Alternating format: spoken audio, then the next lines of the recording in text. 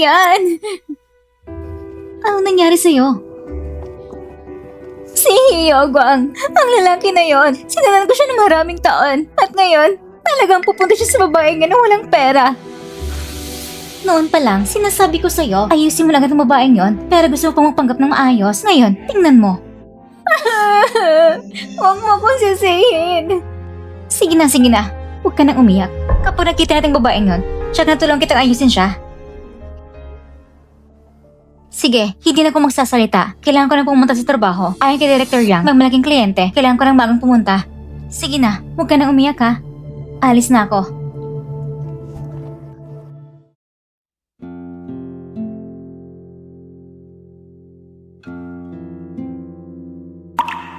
Jaja, sa hinaharap, marami pang gagastusan. Hindi pwede saya ng 1 milyon. Mas ligtas pa rin ipunin ito. Hello po, napapapoint po ako para sa deposito. Magkano po ang i-deposito ninyo? Sinabi ni Director Yang, may malaking kliyente na pupunta. Lahat kayo, mag-ingat. Sigurado niyo maganda impression ng kliyente.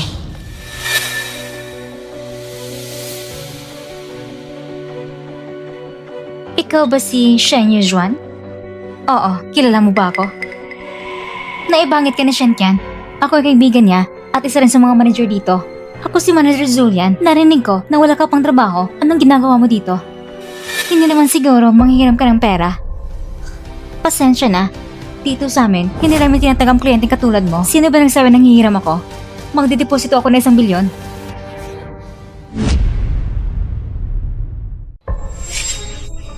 Isang bilyon? Ikaw?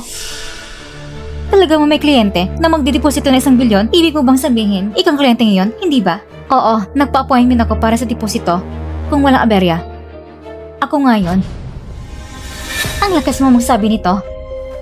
Alam mo ba kung gaano karami 1 bilyon?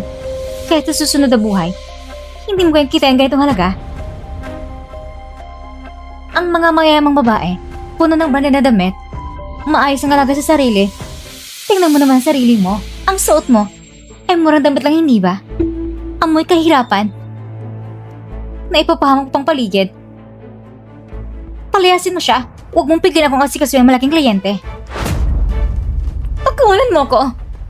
Ang bangko niyo ba? Ganito ba tatuhin ng kliyente? Kahit sa director yung dumating, hindi niyo matatapangan gawin sa akin ng ganito. Sino ka ba sa tingin mo? Katulad mo, hindi ka karapat-dapat pang maghugas ng sapatos ni Director Yang. Isang pa bang may dila na mukha lang? Sabay ka na lang manggulas at magluto. Huwag ka nang lumabas para may dadang kahihiyan kahit ako pang mapahiya. Hindi ito kasing hiya ng kaibigan ng Mesters bilang side chick. Hindi ka taga-taga kung bakit kayo nagiging magkaibigan. Talagang parang ahas at daga sa isang lungga. Sino dyan? Ano sinabi mo? Sinong sinasigawan mo? Ikaw?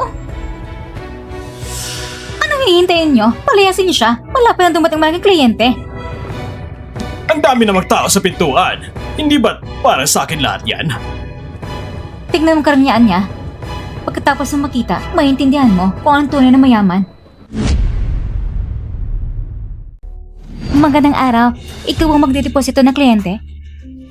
Ayos, may konting pag-unawa ka pa pala. Dumating ako para magdeposito at malaki ang halagang idedeposito ko. Sir, pakiusap. Pumasok po kayo.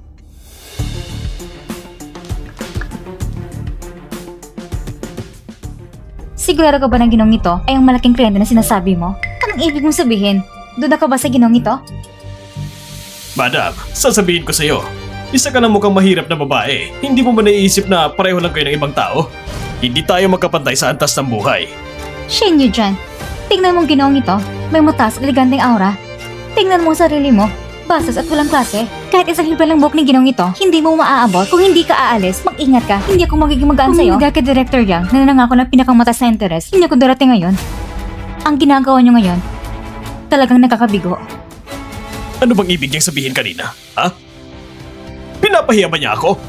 Sasabihin ko sa'yo, kailangan mong humingi ng tawad sa akin ngayon. Kung hindi, hindi ako magdideposito ng pera dito sa inyo. Sir, huwag po kayo mag-alala. Hihingi siya ng tawad sa inyo. Dalhin siya rito ngayon.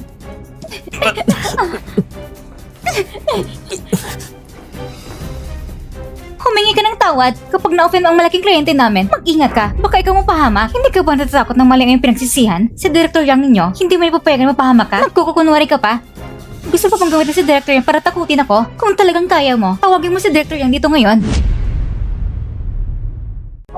Madali lang magsalita ng malaki. Kung talagang kaya mo, tawagin mo si Director Yang dito ngayon. Kung hindi mo kayang tawagin, kailangan mo lumuhod dito ngayon. Umbahin ka ng tao sa ginong ito hanggang pumayag siyang patawarin ka. Tatawagan ko ngayon si Director Yang para malaman niya kung paano tratuhin ng kanyang empleyado ang kliyente. Tawagan mo na. Nagpapanggap ka pang importante. Kung kaya mo ang tawagin sa Director Yang, luluhod ako rito ngayon at 3 beses ko magmamana sa'yo. Sige, sabi mo yan eh.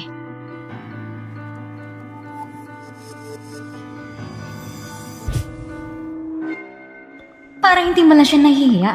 Hindi naman niya talaga kilala si Director Yang. Hindi, imposible. Ginastos niya lahat ng pera ng asawa niya kay Kentian. Isa lang siyang walang silbing asawa.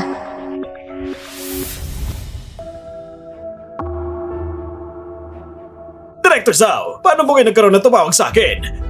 May papagawa po ba kayo? Oo, may isang bagay ko ipapagawa sa'yo. May isang babae na may apelidong Shen na magpapa-appoint sa inyong bangko para sa deposito. Isa siyang napakahalagang kaibigan ko. Sana po, Director Yang, alagaan mo siya ng mabuti.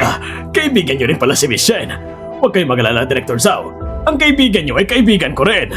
Huwag mo nang sabihin pa, siya rin nag-iisa mga pangunahing kliyente sa aming bangko. Titiyakin naming magiging kontento siya. Bilisan mo pa ng kaunti. Si Director Zhao isa sa mga VIP clients natin. Kung may pinapahalagan siya, kailangan kong personal na asikusuhin.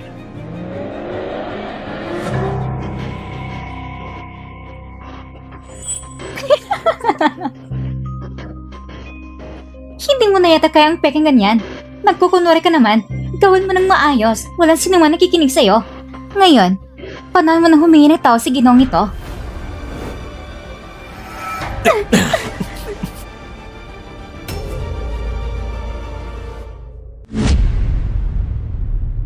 Naiinis talaga ako sa mga mahihirap na mabaho. Wala na nga pera, bastos pa. Ginoo, ang tingin mo sa mahirap ay ganoon. Hindi ko alam kung magkano ang balak mong ideposito. Pagsasabihin ko, baka matakot ka. Sa buong buhay mo, hindi mo makukuha ang ganitong halaga. Shen Yu dyan, tingnan mo itong kliyente. Itong tamang disposisyon na isang malaking kliyente. Ganito ang aura na hindi kayang gayahin na isang maramot at mahirap na tulad mo. Hindi mo ito mapapakita. Huwag ka na maayos. Humingi ng tao sa kliyenteng ito. Kung hindi kayo patawarin, huwag mo nang isipin pa. Awan mo ako. Shen Yu dyan. Naglakas daw kang agawin ang lalaki kay Kentian. Tingnan mo kung paano kita aayusin. Klaro siya naging side chick muna. Bakit ako pa sinisisi mo? Naglakas daw kang pagmalita sa akin? Mukhang kailangan mo talagang malasan ng sakit. Kung ako sa'yo, hindi ko hayang magkamali ng tao. Nang nagpa-appointment ko sa Director Yang ninyo, nakita ko na siya. Sabi mo kanina, kapag dumating si Director Yang, kung makita niya nagkamali ka ng kliyente, anong mangyayari sa'yo? Ikaw ang mapapahamak. Pagkatapos mong ma-open ang aming malaking kliyente, ikaw ang mapapahiya. At ako, bilang pangunahing tagapangalaga sa kliyente, syempre, karapat-dapat ako ma-promote at madagdagan ng sahod. Sige, tingnan natin kung ma-promote ka ba at madagdagan ng sahod o kung matatanggal ka. Saglit ang sitwasyon pa, nalakas loob ka pang manigas. Tumigil kayo! Anong ginagawa nyo? Zulian, anong ginagawa mo? Director Yang, sa wakas dumating ka na, hindi mo alam ang babaeng ito ay nagkunwarang pangunang kliyente ng ating bangko. Nang mabisto siya, hinamag pa niya ang ating kliyente sa mga salita at tinunan ko siya ng leksyon ngayon. Tama ang sinabi niya. Ang babaeng ito ay naglakas loob na maliitin ako. Kailangan siyang turuan ng leksyon ngayon. Kung hindi, hindi na ako babalik para magdeposito sa inyong bangko. Sino ka? Hindi ba sinabi mo, may malaking kliyente na darating ngayon? Siya na ang ating malaking kliyente.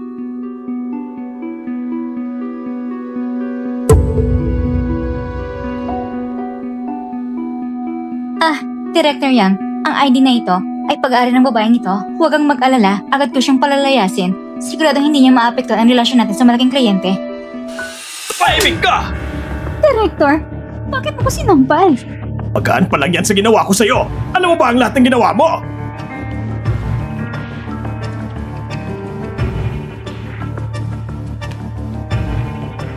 Miss Shen, lahat ng ito'y kasalanan ko. Hindi ko na ipaliwanag na maayos sa mga tauhan ko ang iyong pagkakakilanlan. Patawarin mo ko sa nangyari ngayon. Tumayo ka. Maupo ka po, Miss Shen. Anong ibig mong sabihin? Isa kong malaking kliyente ninyo. Paano mo ko gagawa ng ganito? Tama, Director. Ang babaeng ito, hindi siya pwedeng maging malaking kliyente. Ang kliyente ay siya. Manahimik ka! Si Miss Shen, siya ang malaking kliyente na inutusan kong alagaan ng maayos. Anong sabi mo? Imposible yan!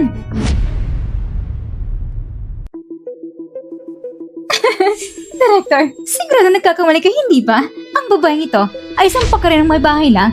Paano siya maging malaking kliyente natin? Putang ina mo! Ulol ka! Hindi pa ako ganun kaliit para palito sa kliyente! Ginoo, sabihin mo sa kanya, ikaw ang tunay ng kliyente, hindi ba? Siyempre, ako ang malaking kliyente ninyo. Ngayon, maaari ko bang malaman kung magkano ang inideposite ninyo? 100,000!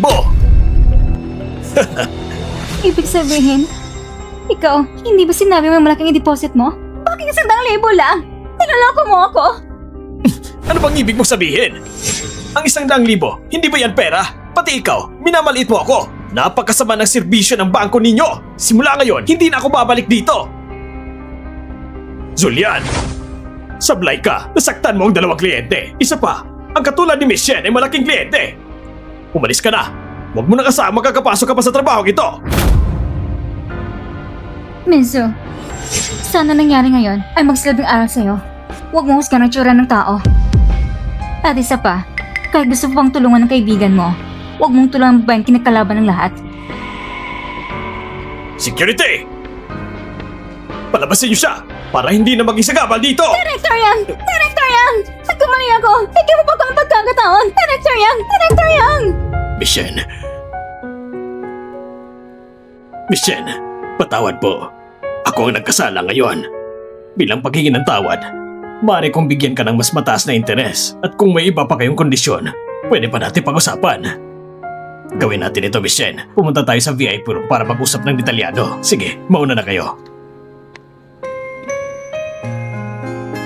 Malapit ang relasyon niya kay Mr. Zhao. Kailangan ko siyang mapanatili.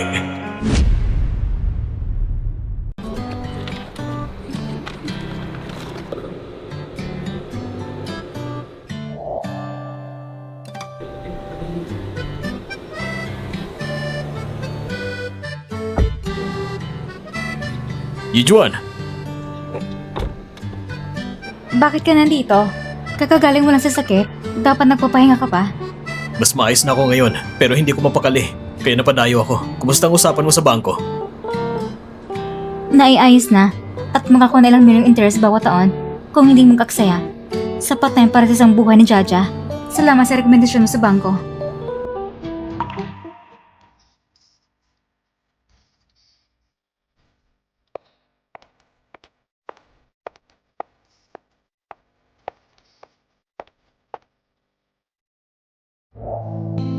Tara na, dadalhin kita sa isang lugar.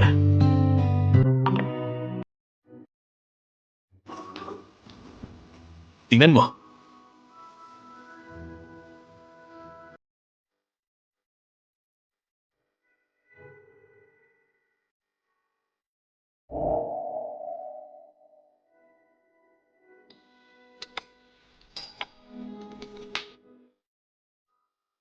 Subukan mo to.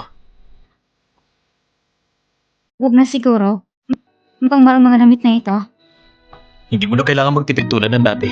Kaya na nating bilhin ito.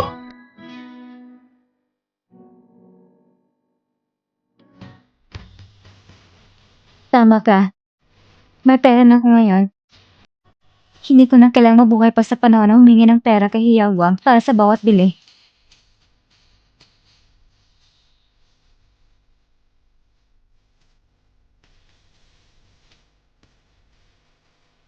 Kukunin ko na lahat ng mga pirasong yon at ang mga bagong koleksyon sa tindahan. Ipak mo lahat para sa akin.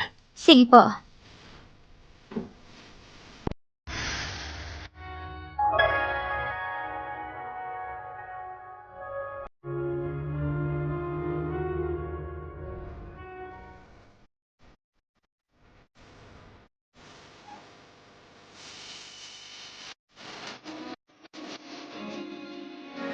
Kumusta? Ayos ba itong tingnan?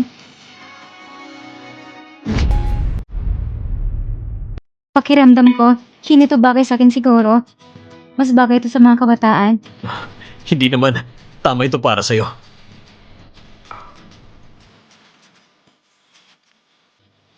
Gina, ang mga damit mo, naipa ko na lahat. Hindi naman ako bumili ng ganyang karami.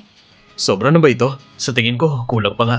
Dati, mahilig ka sumunod sa uso. Sabi ko sa'yo, kung may bagong koleksyon, dadalhin kita rito para bumili. Dati lang yon. Halos napalimutan ko na yon eh. Jaja. Nandito ako. Halika.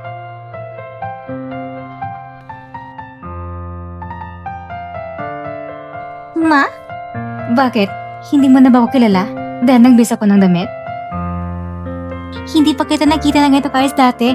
Ang ganda mo. Tara, pumili rin ako ng ilang damit para sa'yo. Itapon natin ang mga lumang damit mo. Hindi na kita haya na mabuhay na tulad ng dati. Hindi ko pa nakita si Mama na ganito kasaya. Ang lalaking yon, hindi na napakita ng pasensya tulad ni Uncle Zhao. Marahil, ito na tamang pagpili.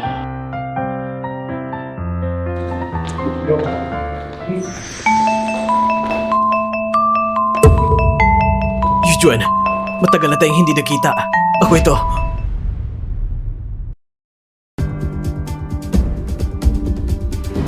Yujuan, ang ganda mo na ngayon. Anak ko! Ikaw! May problema ka ba? Yujuan! Alam ko nang marami akong nagawang pagkakamali noon. Pangako, magbabago na ako. Bumalik ka na sa akin. Talaga nagsisisi na ako. Wala na kayong anumang relasyon. Pinapayuhan kita. Lumayo ka kay Yujuan. Huwag mo kong sisihin kung hindi ako magpapakabait sa'yo. Si Yujuan ang asawa ko. Si Jaja ay anak ko rin. Ikaw ang dapat umilis at hindi ako. Hiya, Guang. Napirma mo ang kasunod ng diborsyo. Hindi talaga ako babalik sa'yo. Hindi ganun kadali ang diborsyo hanggat hindi ako pumapayag. Kahit napirmahan ang diborsyo, hindi pa rin mawawalang kasal na ito. Yun, Juan. Nagkamala talaga ako dati. Hayaan mo kung makipag-ayos sa'yo. Huwag mo nang ipagpilitan kay Yao Guang. Matagal na kayong mag-asawa. Hindi pwedeng basta-basta magdiborsyo. Tama nga ate. Lalo na't bata pa si Jaja ngayon. Kung walang tunay naman sa tabi niya, maging napakaloni niya. Hindi ko kailangan makasama siya. Mas masaya ako kahit wala siya. Ikaw ang bata ka? Hey, Yao Guang. Huwag ka nang magpanggap.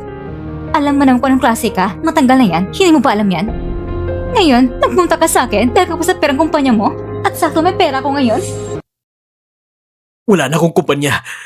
Yujuan, basta ibigay mo sa akin ang 100 milyon, tinitiyak ko, makakabangon ako ulit. Hindi na kita bibiguin muli. Sisiguraduhin ko yan. Yujuan, sinusumpa ko. Mula ngayon, kung ano mang gusto mo, hindi na ako liliko sa kaliwa. Magsimula tayo muli. Mamuhay tayo ng maayos. Pwede ba? Hey, Guang. Sinabi mo na gusto mo mamuhay ng maayos kasama ako. Pero habang nandiyan ka sa labas, may kinakausap na iba. Bakit hindi mo iniisip mamuhay ng maayos kasama ko noong paman? Ako, hindi ko kasalanan yon. Si Chen ka ng babaeng nangakit sa akin. Naakit lang ako sandali. Ang mga tao, lahat nagkakamali. Ang malagas na mag-asawa ay magpapatawad. Tama. Hanggang sa puntong pinapalaga niyo pa sa akin ang buntis ng kalaguyo. Lahat kasalanan ko! Lahat kasalanan ko! Wala akong kwenta! Wala akong kwenta! Yujuan, basta patawarin mo ako. Hindi na ako makikipag-ugnayan kay Chenkian. Tama. Pwede ko rin ipadala si Zhao Zhao sa ibang bansa. At ang bata ni Chenkian, pwede ko rin ipalaglag. Ayos ba? Hiyagwang, ikaw talaga. Anong sinasabi mo? Tama bang narinig ko? Sinunod kita ng matagal. Sino nagpaintulot sa'yo na sumunod sa akin? Bakit ka pa ngayon nandito sa akin? Kung hindi dahil sa'yo, naabot ko bang ganitong kalagayan ngayon?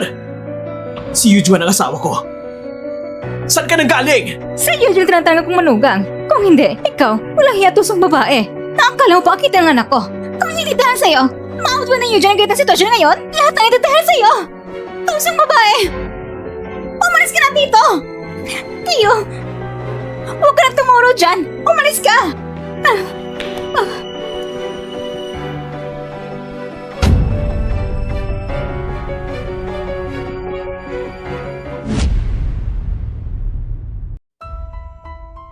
Hindi kita palalapasin. Siyempre, totoo yon. Ikaw lang taong pinakamamahal ko. Kung hindi lang sa babaeng yun na nanalo ng 1 bilyon, hindi ko na siya titignan. Ano? Sinasabi mo ba na nanalo siya ng 1 bilyong premyo? Oo. Hindi ko alam ang swerte niya kung saan niya kinuha at nanalo pa siya ng ganong kalaking premyo. Samantalang kami, laging malas, lalo ng senior group na parang galit sa atin.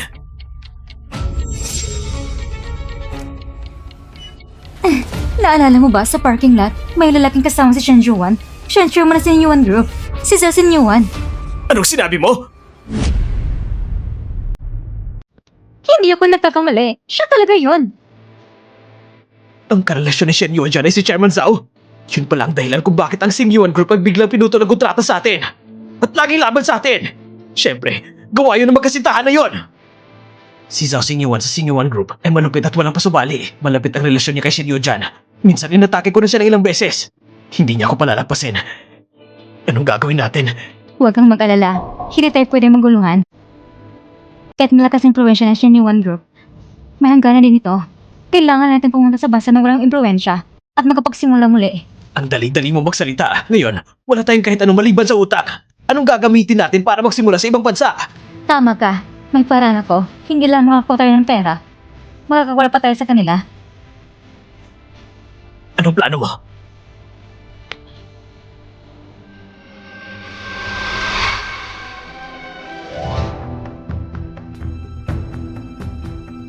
Anak, huwag natin alalahanin siya. Wala tayong pera sa bahay para bayaran kayong ospital. Malas siya. Sinirang plano mo. At pati apo ko, pinatay niya. Sa tingin ko, hindi siya dapat iligtas. Ma, mag-ingat ka sa pagsasalita mo. May silbi pa siya sa akin. Tara na.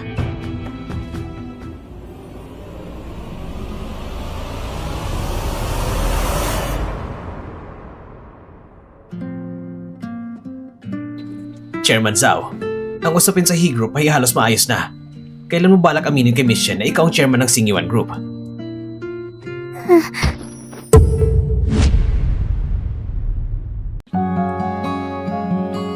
Bakit mo nila kung mama ko? Alam mo naman, ayaw niyong nakuhin siya. Hindi ko naman talaga intensyon na itago. Natatakot lang akong baka hindi niyo tanggapin ang tunay kong pagkatao. Wala talaga akong masamang intensyon. Gusto ko lang manatili sa tabi niya. Jaja, ang bagay nito, huwag mo munang sabihin sa mama mo. Bigyan mo muna ako ng konting oras para maghanda, okay?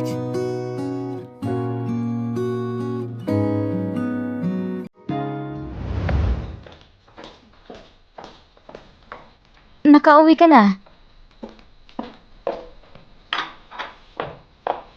Maghugas ka na at kakain. Bigyan mo naman ng konting tamis ang buhay mo. Sige.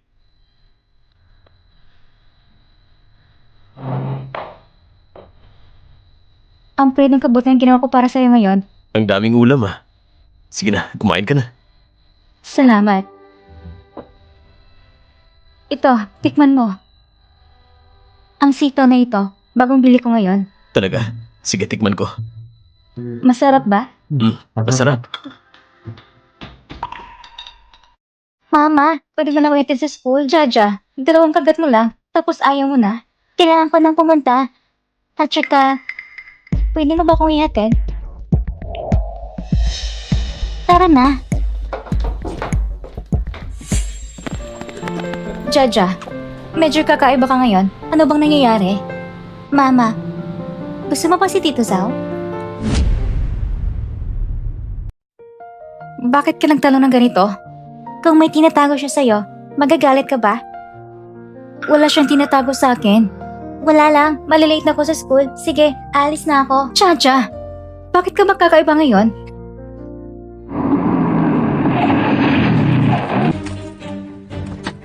Sino ka ba? Chacha, bitawan mo ako! Chacha, bitawan mo anak ko! Kundi, tatawa ko ng pulis. Mama! Mama! Mama! Dinala nilang mama ko! Huwag ka mag-alala. Tatawag ako ng pulis. Mabilis natin siyang mahanap.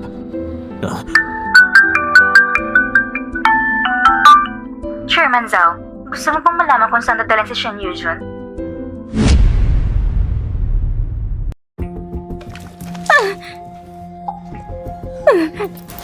Kayo pala? Anong balak ninyo? Wala. Gusto ko lang dalhin si Jaja na maglakad-lakad. Hindi ko inakala na gusto mo pang ihatid dito mismo. Si Yagang, si Jaja ay anak mo. At gusto mo bang dukutin siya? Bakit ka sumisigaw? Si Judge ay parte rin ng pamilya namin. Hindi naman namin siya gagawa ng masama. Gusto lang namin siyang dali ng maglakad-lakad. Kung hindi ka biglang lumabas, hindi naman siguro namin kinagawa ang gulo sa paligid. Kasalanan mo to. Kuya, sa palagay mo ba, gagana talagang sinasabi ng babae? Talaga ba tayo magtatagumpay? Sa halip na isipin yan, mas mabuting isipin ng iba, wala tayong lusutan. Magsalita ka. Yujuan, ayos ka lang ba? Sinaktan ka ba nila? Mama! Jaja! Ayos lang si Mama! Jaja! Narinig niyo ang kanyang boses. Ligtas siya ngayon, pero kung gano'ng katagal siyang iligtas, hindi ko mapapangako. Ang hinihiling ko, kansilin ang tawag sa pulis at magpadala ng 100 million sa account ko sa abroad. Kapag ligtas na kami nakalabas ng bansa, pagkakawalan ko siya. Ginagawa niyo ang lahat ng ito para sa pera lang? Kung hindi, sa tingin mo natin kasing swerte mo? Madali lang mala ng 100 million at magkaroon dating minamahal na bilyonaryo? Anong dating minamahal na bilyonaryo? Anong sabi mo? Anong dating minamahal na bilyonaryo? Ano pang sabi ng pagpapanggap mo ngayon? Akala mo ba tanga kami? Alam na namin noon pa man, si Zhao Xingyuan, ang chairman ng Xingyuan Group. Si Zhao Xingyuan ang chairman ng Xingyuan Group? Pero bakit niya sinabi sa akin? Tumahimik ka! Nakakainis na marami kapag sinasabi. Kung ibinigay mo lang sa akin ang 100 milyon, kailangan ko pa magawin ng ganitong bagay ngayon? Pinilit mo lang ako! Kuya, bitawan mo siya. Kung gagawin mo to, mamamatay siya. Kung malawan ni Zhao Xingyuan, tapos na tayo.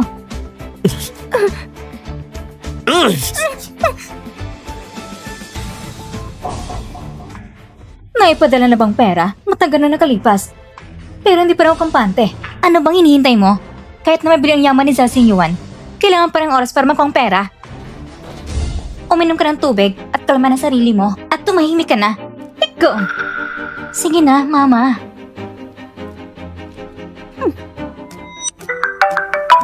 Naipadala ko ng pera na gusto mo at kinansila ko na rin ang tawag sa pulis. Sabihin mo kung nasan si Yujuan. Nagsisinungaling ka ba? Hindi mo talaga naipadala ang pera! Wala rin ako natanggap sa account ko! Sinasabi ko na sa'yo, naipadala ko ng pera sa account na sinabi nyo. Sa account na ipinadala ni Shenkian, suriin mo muli na mabuti.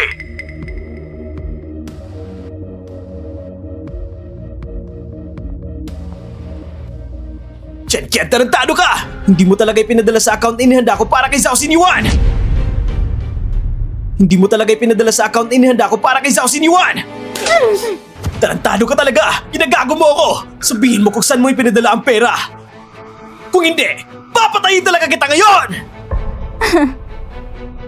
Oo. Niloko kita. Pero hindi mo rin bago niloko sa plano mo? Sa plano mo, pagkakuha ng pera, wala kang plano isama ko, hindi ba? Huwag ka mag-isip ng kung ano-ano. Paano ko naman hindi kayo sasama? Sabihin mo kung saan niya pinadala ang pera. Pupunta tayo sa ibang bansa na magkasama. Pupunta tayo sa ibang bansa ng magkasama. Pagdating natin doon, sasabihin ko sa'yo, ayos ba? Bakit hindi mo sinasagot ang tanong ko? Kung ayaw mo ngayon, wala ka ng pagkakataong magsalita. Anong ibig mong sabihin nito?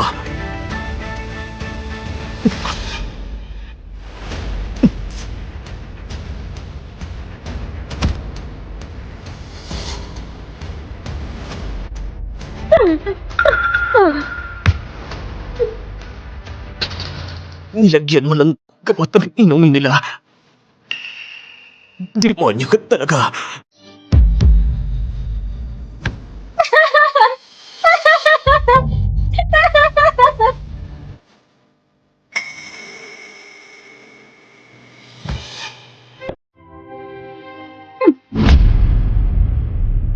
Naipadala ko na sa'yo ang address ni Zhao. Makakarating ba siya? Nakadepende sa swerte mo. Dahil, susunod naman siya.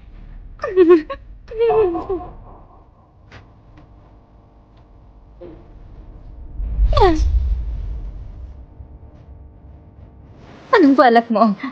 Ano kinatatakutan mo? Tingnan mo to. Hindi ka ba masaya? Inapit ka na hindi sa 10 taon. Ngayon, sinakyan ko ang galit mo laban sa kanila. Hindi ako tulad mo na mahina. Lahat na may utang sa akin, babayaran ng dugo. Mabait naman ako sa kanila. Pero nabuntis ako at namutol. Wala silang pakialam sa akin. Gusto pa nga lang iwan ako. Kaya pinilit ko siyang manatili dito habang buhay. Nabayaran ko ng kanilang utang. Ngayon, ikaw naman ang susunod. Lahat ito dahil sa'yo. Kaya tayo narito sa ganitong sitwasyon. Kung wala ka, hindi ganito nangyari. Lahat ay dahil sa'yo! Huwag ka munang magalit. Magsalita ka ng dahan-dahan. Ano sasabihin ko? Sabi niya, ako pinakamamahal niya. Pero bakit niya ako iniwan? Bakit? Dahil hindi kanya talaga mahal. Mahal niya ang sarili niya. Kapag ipakinabang ka sa kanya, kaya kanya pinili. Kung wala kang silbi sa kanya, iiwan ka niya, gayang ginawa niya sa akin. Bakit ba mahal na mahal ko siya? Sumama ko sa kanya ng maraming taon, pati titulo ko, handa kong ipagkait. Bakit niya ako iniwan? Bakit? Bakit? Kalimutan mo na siya. Magsimula ka ulit. Nahuli na kita. Hindi mo ba iniisip na kung sabihin mo lang yan, hayang kitang makalabas? Wala na akong pag-urong. At hindi ka niya malililigtas! Tigilan mo yan! Tigilan mo yan! Ibaba mong kutsilyo. Shinyu Juan, anong meron sa'yo? Bakit may nagmamalasakit sa'yo? Pero wala sa akin! Shenkian, pwede ka pang huminto ngayon. Huwag kang paulit-ulit na magkamali. Kaya si Zan na may ganitong posisyon, may kahinaan din nang pinipigilan mo kami noon. Hindi ko nakita na pahina ka. Ngayon, ipapakita ko sa'yo kung ano ibig sabihin ng desperasyon! Sandali! Huwag kang gumawa ng kalokohan. Gusto mo bang pumatay sa harap ng anak mo? Mama! Jojo?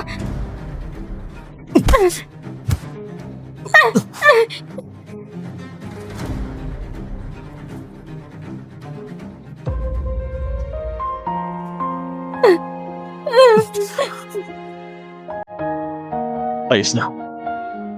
Lahat ay tapos na.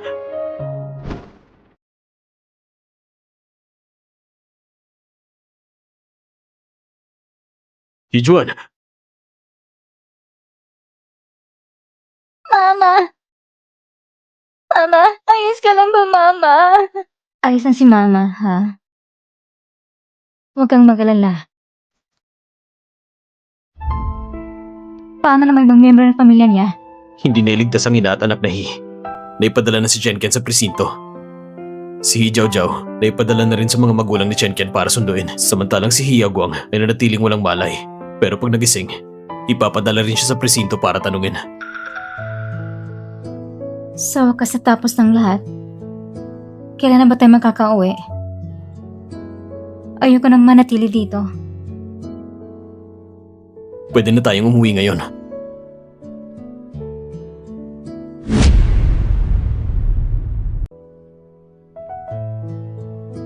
Umupo muna kayo. Kukuha lang ako ng ilang prutas.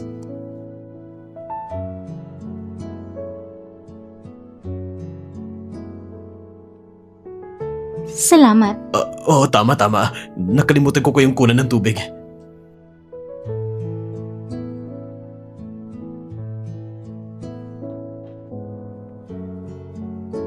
Huwag kang pamilyar sa bahay na ito.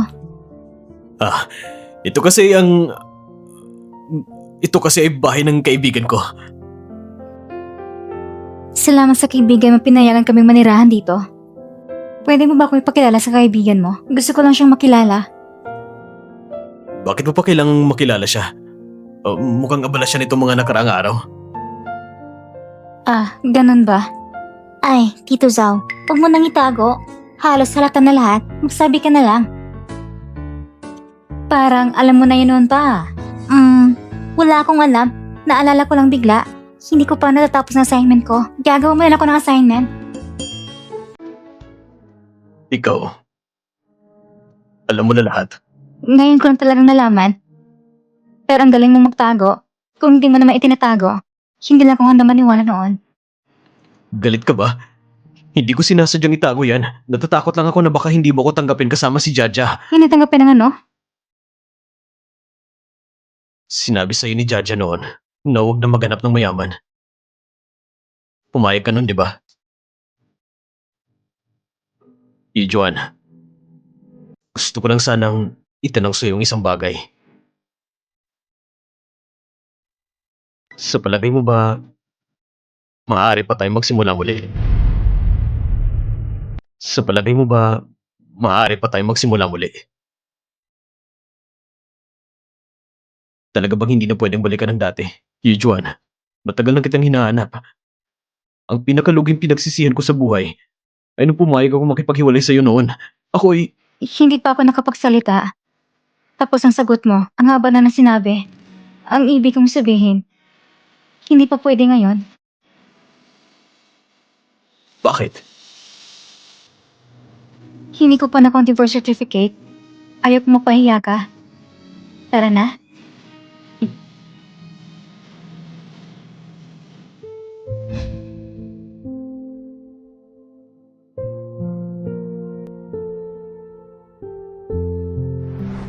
Maraming taon na. Sa wakas, nakalayan ako sa pamilyang He. Ang buhay ko, mula na ikinasal ko sa pamilyang He, ay parang huminto. Hindi tulad mo at ng dating mga kaklase, lahat ay matagumpay sa kanilang career. Samantalang ang buhay ko, kayang pala magsisimula. Sayang. Pero okay rin naman, tingnan mo, hindi ko naintindi ang pagkain o tirahan. Hindi rin ako maistroba ng pamilyang He. Maghahanda rin ako para sa bagong trabaho. Pero may kasabihan, di ba? Ang edad ngayon ay para magsikap sa buhay. Kaya dapat may determinasyon. Laban lang. Laban. Sakto. May trabaho kong pwedeng i-recommenda sa'yo. Talaga? Anong trabaho? Malalaman mo rin mamaya. Tara na.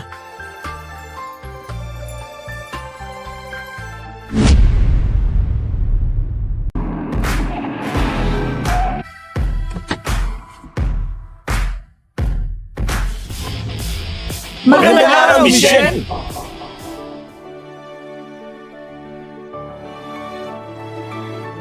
Binili ko na lahat ng shares ni Hiyagwang at inilipat na sa'yo kasamang 30% na dati mo ng pagmamayari. Nasa iyo na ang buong desisyon ng kumpanya. Ikaw ng bagong CEO nila. Pero, Pagkakatiwalaan kita, naniniwala ako sa'yo.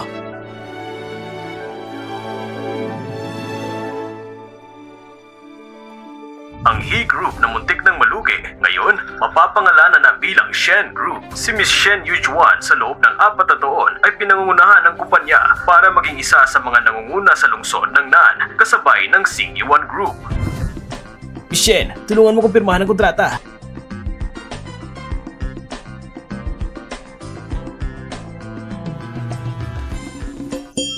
Ma, bakit ka nagtatrabaho pa rin? Parang gusto mong gawin 48 hours ang isang araw. Noon, walang pagkakataon. Ngayon, may pagkakataon na, kaya dapat samantalahin mo. Talagang workaholic ka. Naalala mo ba yung kung anong araw ngayon? Anong araw? Nako, birthday ni Singyuan ngayon. Hindi lang yan. Ngayon rin ang yung anniversary ng kasal. Pupunta na ako para sa karawan ng papa mo. Tara na.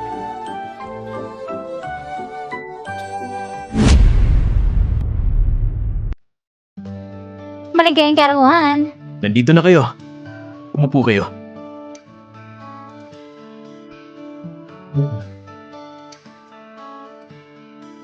Ito ang regalo ko para sa'yo. Salamat, mahal. Gustong gusto ko to. May sorpresa rin ako para sa'yo. Happy anniversary. May regalo rin ako. Talaga? Maligayang karawan. Papa.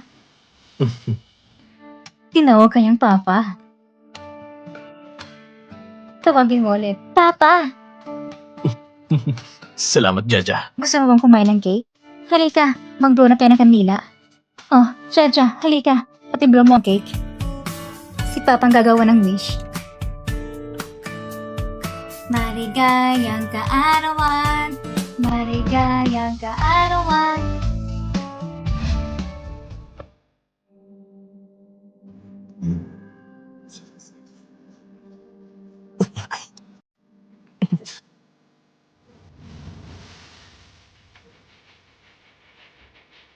Ay! Sino mo pang pulubi? Ha? Kailan na pumapasok sa'yo? Lumayas ka! Kung hindi, pabalin kong mga binti mo. Alis na ako. Alis na.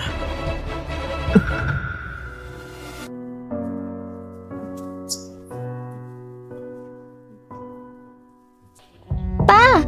Jaja,